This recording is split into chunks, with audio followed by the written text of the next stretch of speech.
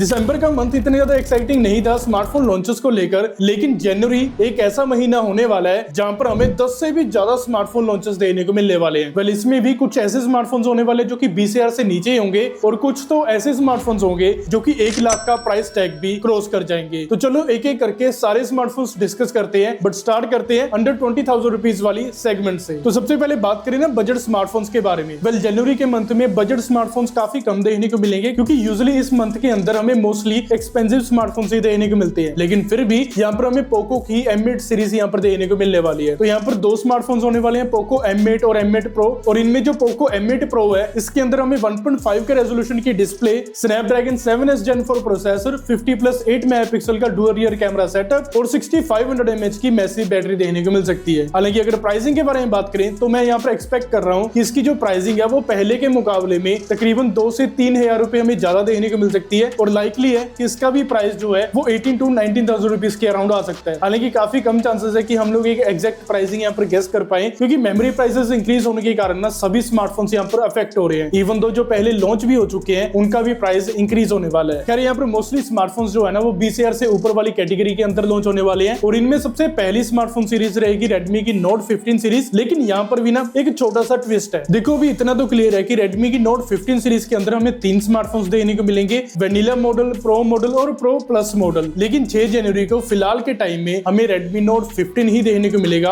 और काफी ज्यादा लाइकली है कि जो प्रो मॉडल्स हैं वो या तो हमें जनवरी के एंड तक देखने को मिल जाएंगे या फिर फरवरी में उनका लॉन्च हो जाएगा। खैर, अगर बेस मॉडल के बारे में बात करिए देन यहाँ पर हमें 6.7 इंचेस की display, Snapdragon 6 Gen 3 processor, 108 megapixel का प्राइमरी कैमरा और 5520 mAh की बैटरी देखने को मिल जाएगी। अगर बात करें प्राइसिंग के बारे में देन इसका जो प्राइस है वो काफी ज्यादा लाइकली है कि 20,000 से ऊपर चला जाएगा और 25,000 से नीचे रहने वाला है, और इसका भी रीजन अगेन मेमोरी प्राइसेस ही रहने वाला है। लेकिन रेडमी यहाँ पर प्रो सीरीज को लॉन्च करे ना करे, लेकिन यहाँ पर रियलमी प्रो सीरीज को जरूर लॉन्च करने वाला है। हालांकि यहाँ पर ना सब कुछ उल्टा पुल्टा हुआ पड़ा है, क्योंकि एक ब्रांड यहाँ पर बेस मॉडल नहीं लॉन्च करेगा बट वो प्रो मॉडल जरूर लॉन्च करेगा, लेकिन वहीं जो दूसरा ब्रांड है वो प्रो मॉडल्स को नहीं लॉन्च करेगा बट बेस मॉडल को जरूर लॉन्च करने वाला है। खैर, यहाँ पर रियलमी 16 प्रो सीरीज के अंदर हमें 2 स्मार्टफोन्स देखने को मिलने वाले हैं, प्रो और प्रो प्लस मॉडल। और यहाँ पर रियलमी की आरएनई देखो, लास्ट टाइम जब इन्होंने 15 प्रो स्मार्टफोन लॉन्च करा था ना तब इन्होंने बोला था कि वो प्रो प्लस मॉडल नहीं लॉन्च करेंगे, बट अभी अगेन ये रियलमी 16 प्रो और उसके साथ में एक प्लस मॉडल भी लॉन्च करने वाले हैं। तो यहाँ पर रियलमी 16 प्रो प्लस में हमें 6.8 इंचेस की 1.5 के रेजोल्यूशन वाली OLED display, Snapdragon 7 Gen 4 processor, triple rear camera setup और 7000 mAh की मैसिव बैटरी मिलेगी। और वहीं प्रो मॉडल में हमें सेम 1.5 के रेजोल्यूशन की OLED display, Snapdragon 7S Gen 3 processor, dual rear camera setup और 7000 mAh की मैसिव बैटरी देखने को मिल सकती है। लेकिन यहाँ पर एक चीज माइंड में रखना कि ये जो स्पेक्स मैं यहाँ पर डिस्कस कर रहा हूँ ये सारी लीक्स पर बेस्ड है, तो हो सकता है कि जब लॉन्च होगा तो यहाँ पर हमें डिफरेंसेस देखने को मिले। हालांकि दोनों ही स्मार्टफोन्स का जो प्राइस है वो लास्ट ईयर के मुकाबले में 2 से 4 हजार रुपए इंक्रीज हो सकता है, और इनका भी जो लॉन्च है वो हमें 6 जनवरी को देखने को मिल सकता है, सेम डे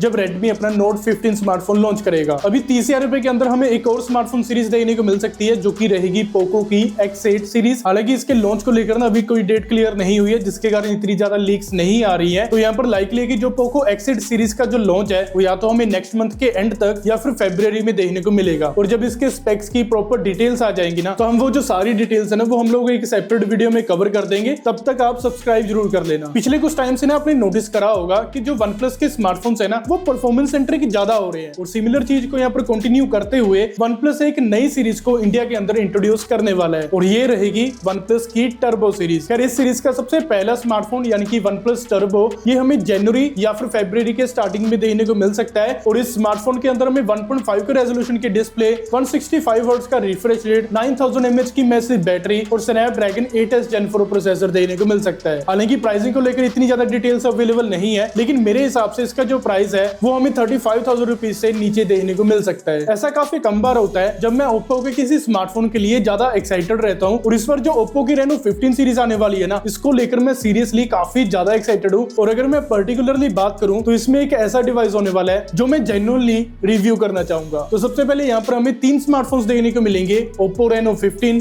15 प्रो और मेरा favourite Oppo Reno 15 pro mini. और मिनी स्मार्टफोन को ही मैं जेन्युइनली यहाँ पर रिव्यू भी करना चाहूंगा। तो फाइनली ओप्पो इस बार रेनो सीरीज के अंदर किसी मिनी स्मार्टफोन को इंडिया के अंदर लेकर आने वाली है, और मैं श्योर हूँ ये स्मार्टफोन काफी लोगों का फेवरेट स्मार्टफोन भी होने वाला है। वेल, स्पेक्स वाइज यहाँ पर जो प्रो और प्रो मिनी स्मार्टफोन्स हैं इनमें हमें सेम कैमरा सेटअप देखने को मिलेगा, जिसमें 200 मेगापिक्सल का प्राइमरी कैमरा, 50 मेगापिक्सल का अल्ट्रा वाइड और 50 मेगापिक्सल का टेलीफोटो कैमरा होगा। और यहाँ पर जो सेल्फी कैमरा है वो भी हमें यहाँ पर 50 मेगापिक्सल का देने को मिलने वाला है। और ये बाकी के स्पेक्स हैं जो हमें दोनों स्मार्टफोन्स में देने को मिलेंगे। बट वहीं जो बेस मॉडल है उसमें भी हमें एक अच्छा यूजेबल कैमरा सेटअप देने को मिलेगा और इसके अलावा स्नैपड्रैगन 7 Gen 4 प्रोसेसर और 6500 mAh की बैटरी देने को मिल सकती है। इसके अलावा बात करें प्राइसिंग के बारे में तो मुझे लगता है कि जो बेस मॉडल है ना ये काफी इजीली 40,000 रुपीज का प्राइस ब्रैकेट क्रॉस कर जाएगा और जो प्रो मिनी है उसका प्राइस हमें 55,000 रुपीज के अराउंड देने को मिल सकता है और जो प्रो मॉडल है वो इजीली 60,000 रुपीज टच कर जाएगा। यार ये प्योरली गेस है, हो सकता है कि फाइनल में हमें यहाँ पर डिफरेंसेस देखने को मिले। अगर आपको लगता है कि वीवो की X200 सीरीज जो है वो खत्म हो चुकी है देन मेरे भाई गलत हो तुम, क्योंकि इंडिया के अंदर वीवो की X300 सीरीज के बाद में वीवो X200T को लॉन्च कर सकता है जनवरी के मंथ में। तो इसमें हमें 6.67 इंचेस की 1.5 के रेजोल्यूशन वाली डिस्प्ले, ट्रिपल 50 मेगापिक्सल का camera setup, MediaTek Dimensity 9400 plus processor और 6200 mAh की बैटरी देने को मिल सकती है। हालांकि इसकी जो प्राइसिंग है वो इजीली 60,000 रुपीज से तो अबव भी देने को मिलेगी। हालांकि आपको पता ही होगा कि जनवरी के मंथ में किस स्मार्टफोन ब्रांड का सबसे बड़ा लॉन्च होता है। खैर अभी काफी ज्यादा लाइकली है कि उनको अपना स्मार्टफोन लॉन्च जो है वो नेक्स्ट मंथ